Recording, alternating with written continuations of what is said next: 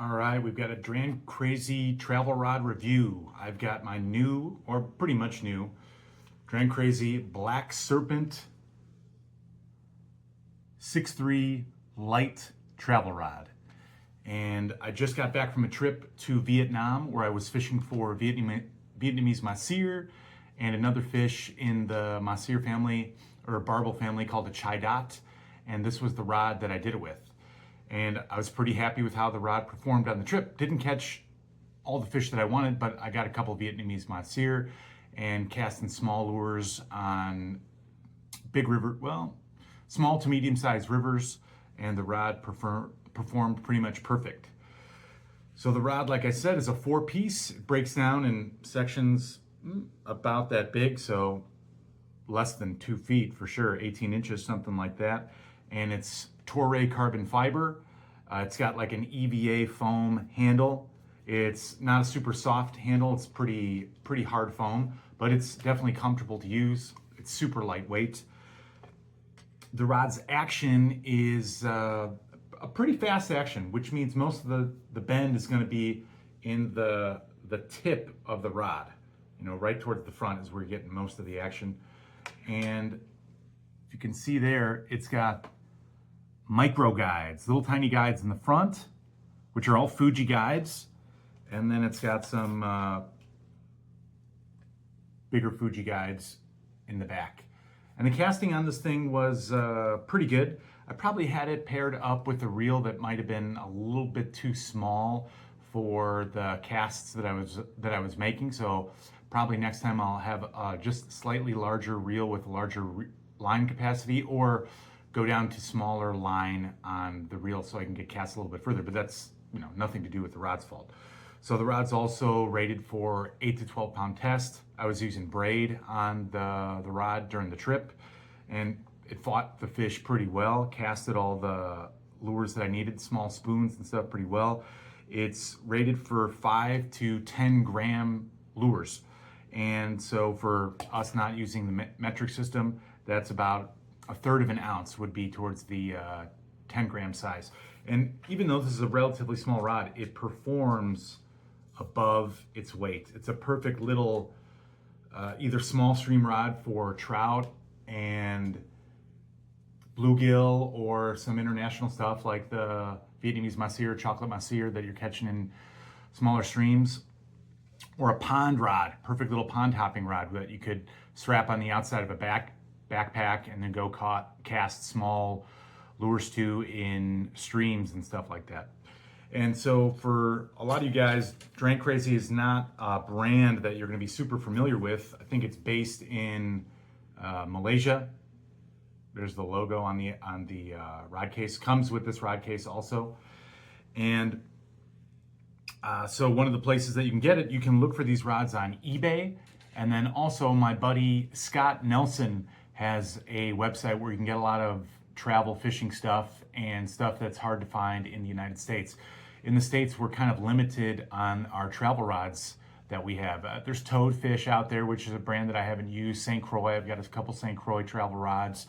You can pick up some cheaper price travel rods at Bass Pro and Cabela's, but some of these more higher end travel rods, a little bit higher or more difficult to find for us. So you gotta kind of look around to see where you can find them. Sometimes you can find them on eBay. Sometimes you might be able to buy one secondhand from someone.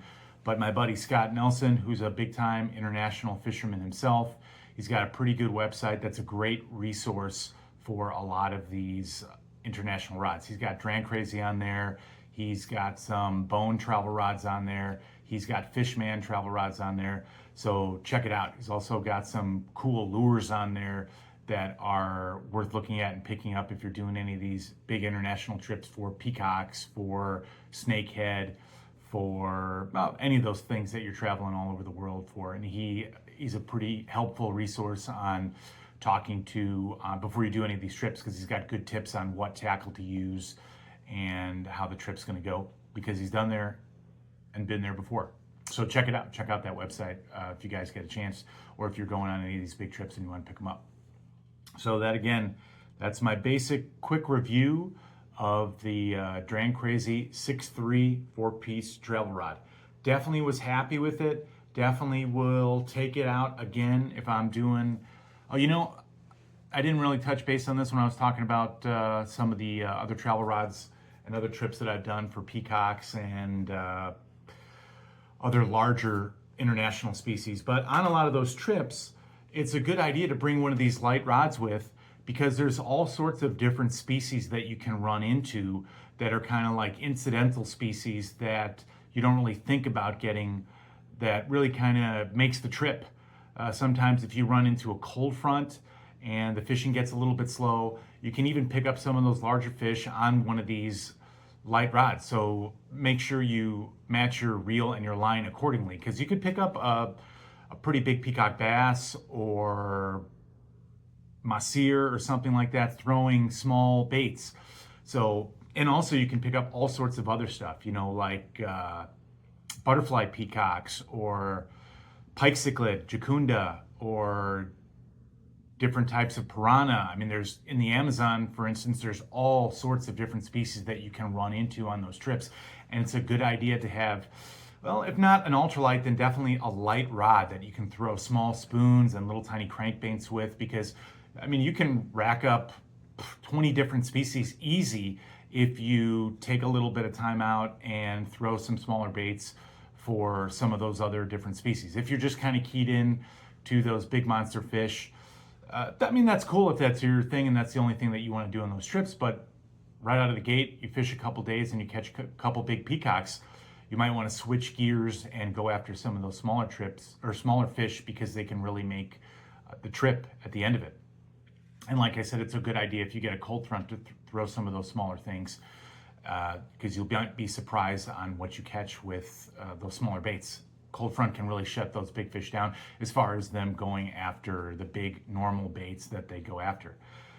And hey, it's fun to catch, see what you can catch on some of these lighter rods. And I thought this rod was a perfect one for that, because it's made out of really good materials. Like I said before, it's Toray carbon fiber. It's got good guides, good reel seat, and it fishes like a much bigger, tougher rod than it is.